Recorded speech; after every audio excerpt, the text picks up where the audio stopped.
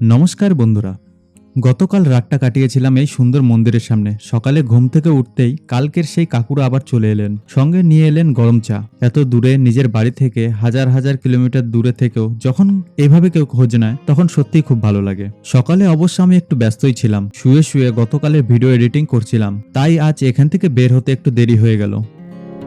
তো বন্ধুরা, এখন সময় হচ্ছে 10:34। এই কাকুকে দেখছেন, উনি আমার ভাষা বোঝেন না, হিন্দিও বোঝেন না, শুধুমাত্র গুজরাটিই বোঝেন। অথচ দেখুন, ভাষা আলাদা হলেও মানুষের মন যদি ভালো হয় তাহলে সবকিছু ম্যানেজ হয়ে যায়। ভ্রমণের পথে এই ধরনের ছোট ছোট ঘটনা আমার কাছে অনেক বড় শিক্ষা হয়ে থাকে। চলুন এবার রওনা দেওয়া যাক বগোদরার দিকে।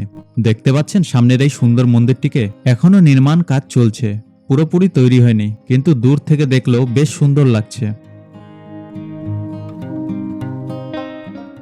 গুজরাটের এই এলাকায় জলের সমস্যা রয়েছে, তাই আজ সিদ্ধান্ত নিয়েছি যেখানে পেট্রোল পাম্প পাবো সেখান থেকে জল ভরে নেব। কারণ সামনে কোথায় জল পাবো না পাবো সেটা বলা মুশকিল।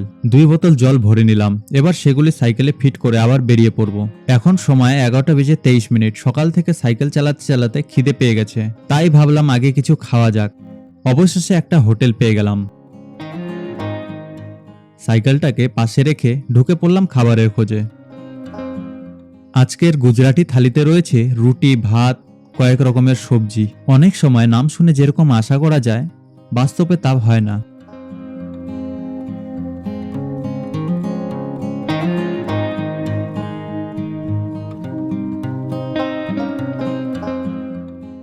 খাওয়া দাওয়া শেষ করে শরীরে আবার নতুন এনার্জি চলে এলো।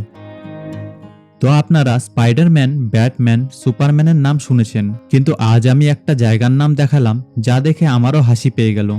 জায়গার নাম ভাটাম্যান। এখান থেকে বগোদরার দূরত্ব 37 কিলোমিটার। এখনো অনেকটা পথ বাকি রয়েছে।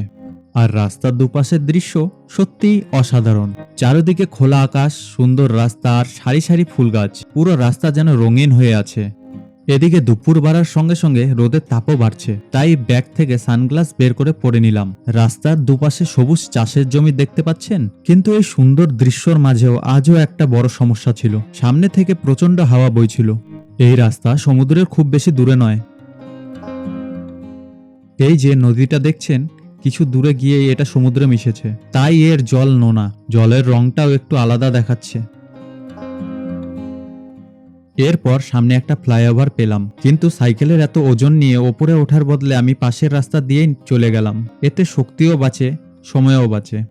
আজ আমার পশ্চিমবঙ্গ থেকে সাইকেল নিয়ে বার হওয়ার 169 দিন হয়ে গেল। যত জোরে প্যাডেল মারছি মনে হচ্ছে হাওয়া আমাকে আবার পেছনের দিকে ঠেলে দিচ্ছে। এখন আমি এগিয়ে চলেছি পাকিস্তান বর্ডারের দিকের রাস্তা ধরে। এখন রাস্তা এতটাই ফাঁকা যে কোথাও দাঁড়ানোর জায়গা পর্যন্ত পাচ্ছি না। প্রচন্ড রোদ, তার ওপর সামনে থেকে হাওয়ার ধাক্কা। সত্যি বলতে আজকের এই অংশটা বেশ কষ্টের ছিল। অবশেষে পৌঁছে গেলাম বগোদরা চকে। এখান থেকে ডান দিকে গেলে আহমেদাবাদ আর বাঁ দিকে গেলে রাজকোট। আমি রাজকোটের রাস্তা ধরে এগোবো। কিন্তু এখানেই ঘটল আজকের দিনের সবচেয়ে বড় ঘটনা। আমার পাওয়ার গ্লাসের চশমাটা সাইকেলের এক জায়গায় রাখা ছিল।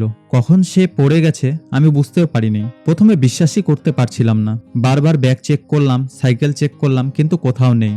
তারপর মনে পড়লো হয়তো অনেক আগেই রাস্তায় পড়ে গেছে। ফিরে গিয়ে খুঁজবো নাকি ভাবছিলাম, কিন্তু ইতিমধ্যেই 8 থেকে 10 কিলোমিটার চলে এসেছি। আর যদি কোনো গাড়ি তার উপর থেকে চলে গিয়ে থাকে তাহলে খুঁজে পেয়েও আর কোনো লাভ হবে না। তাই মন খারাপ নিয়েই সামনে এগিয়ে চললাম।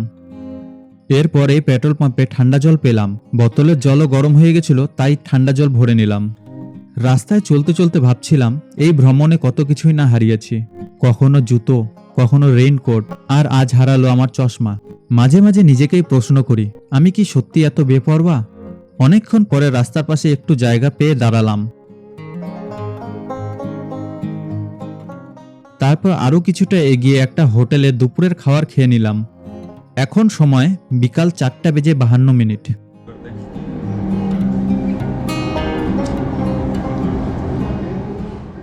খাওয়া দাওয়ার পরে আরো কয়েক কিলোমিটার এগিয়ে এসে একটু বসেছি। আর এখন বুঝতে পারছি চশমা ছাড়া পৃথিবীটা কত ঝাপসা। আমি এখন যেমন দেখছি ভিডিওর মাধ্যমে আপনাদেরকে ঠিক তেমনটাই দেখানোর চেষ্টা করছি। সত্যি বলতে চশমা হারানোর পর আমার মন খারাপ হওয়ার কথা ছিল, কিন্তু ভ্রমণ আমাকে একটা জিনিস শিখিয়েছে, যা হারিয়ে গেছে সেটা নিয়ে ভেবে লাভ নেই, সামনে এগিয়ে যাওয়াটাই আসল। এখন সূর্য ধীরে ধীরে ডুবে যাচ্ছে, সন্ধ্যা নেমে এসেছে। দিনের আলোতে কোনো সমস্যা হচ্ছে না, কিন্তু রাতে চশমা ছাড়া কি হবে সেটাই ভেবে একটু চিন্তা হচ্ছে। তাই আজকে রাতের জন্য একটা অদ্ভুত জায়গা বেছে নিলাম, এই বিশাল বড় বড় পাইপগুলির ভিতরে। দেখুন, আমি দাঁড়িয়ে থেকেও পাইপের ওপরের অংশ হাত পৌঁছাতে পারছি না, এতটাই বড়। ভাবলাম এখানে টেন্ট আর স্লিপিং ব্যাগ নিয়ে থাকলে অন্তত নিরাপদে রাতটা কাটানো যাবে। আজ বিকেলেই খাওয়া হয়ে গেছিল, তাই রাতে আর আলাদা করে খাওয়ার দরকার পড়ল না। তো বন্ধুরা, সাইকেল নিয়ে ভ্রমণ করলে এমন অনেক অভিজ্ঞতা হয় যা আগে থেকে কল্পনা করা যায় না।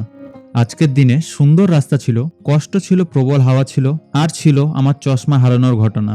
কিন্তু এই ছোট ছোট ঘটনাগুলোই একটা ভ্রমণকে স্মরণীয় করে তোলে।